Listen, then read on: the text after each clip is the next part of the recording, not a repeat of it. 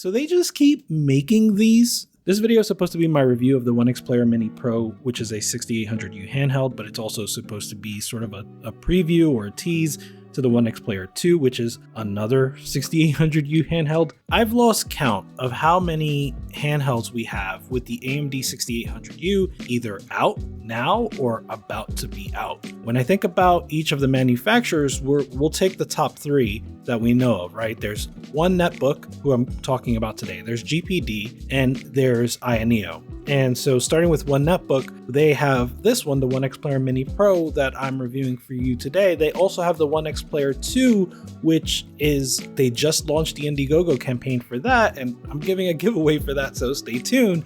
But in addition to OneXPlayer Mini Pro and OneXPlayer 2, One Netbook also has an association to AOK Zoe. I'm not exactly sure what that association is, but they are somehow associated. And so AOK Zoe A1 is yet another 6800U handheld. That's three handhelds from what I think are sister companies. And then GPD has the GPD One Max 2 and the GPD One 4, which both have very unique form factors, so they have that going for them. And then you have the most prolific of them all, Ayaneo, and they have the Ayaneo 2 and the Ayaneo Geek. So you have three different manufacturers, each with at least two handhelds with the same chipset. And then you also have Ayn entering the picture as well pretty soon here with their own 6800U handheld called the Ayn Loki Max. So already we're at 8 different handhelds with the 6800U that are either out or coming out fairly soon. That's not to mention all the other x86 handhelds. The point is there's this gold rush and it's causing a saturation in the market, and I don't know what that saturation is doing for sales. Maybe sales are wonderful for all of these handhelds, and that's great, but the excitement is gone for me personally. The allure is gone for me personally. Hopefully that's not the case for you. And so it makes these reviews very hard to write. I had a whole review and I put down all the facts, and I think I did a damn good job of telling you the pros and the cons, and I had the list of things that I like and a list of things that I don't like. But at the end of the day, when I was talking about this review with my friend Chris, who does some of the design for the channel, he did the whole redesign of the logo and everything, and he wanted to help me out with the thumbnail, and he was asking me about this review. And rather than tell him sort of the pros and the cons, I just kept telling him, they just keep making these. They won't stop making these damn handhelds. And so I pretty much threw out my previous review, and I'm doing this one sort of off the cuff, right? And in addition to what I've said so far, one of the reasons for me to do it this way is because I don't have access to the other handhelds. I don't even have access to most of the handhelds I've reviewed so far. I've had to send them back. So I can't do like for like comparisons. And for you, the viewer, I'm not sure how helpful a fact-based review is if I can't tell you the pros and cons specifically of the OneXPlayer Mini Pro versus the GPD One 4 versus the Ayaneo 2.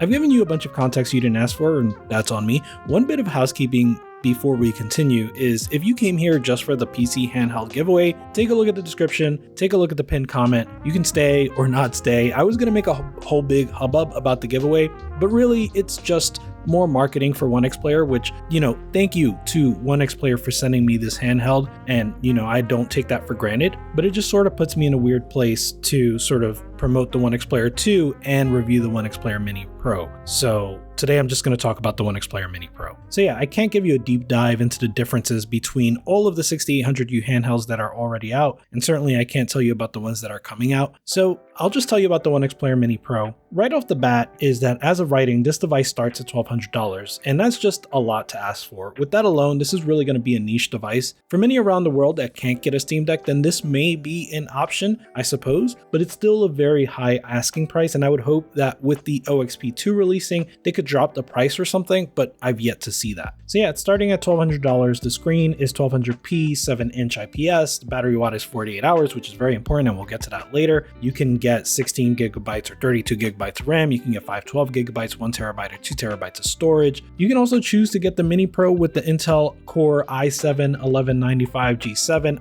At this point, I don't recommend the Intel APUs. I haven't done any benchmarks on the new generation chips, but it's been a few generations since Intel was really able to compete when it comes to straight PC gaming for these APUs. Aside from the guts, this shell is pretty much the same as the shell that came with the OXP Intel Mini earlier the year, the one that I reviewed. So the IO is the same. It has power button, volume rocker, power LED, headphone jack, all of that good stuff. It's got the USB-C on the top, the USB-C on the bottom. It has connections for a magnetic keyboard.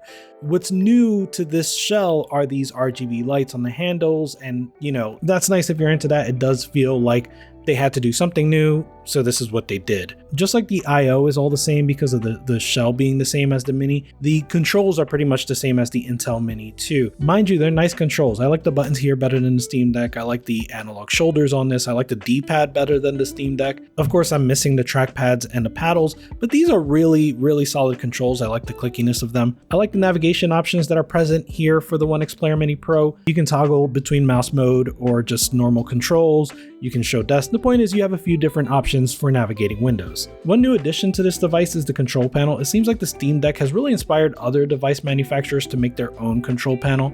And just like the Steam Deck, you can pull this up with the press of a button. It pops up on the right hand side.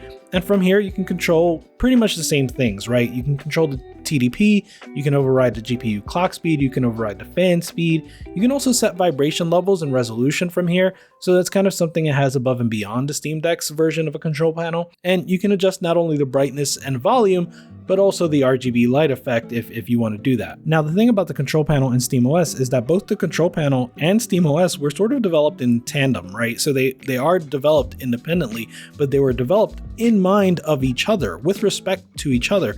And so that integration is a little bit more seamless, a lot more seamless than you're going to get with a third-party manufacturer that does not make the operating system, right? So sometimes the resolution changes will work, but maybe not play well with the game that you're running. Or sometimes when you're navigating a control panel with your built-in controls, it's going to control the app in the background, especially if you have Deck UI running. Performance is one area that I'm really going to breeze through because I've talked about this, many other people have talked about this. The short story for performance on a 6800U is that you kind of know what to expect, right?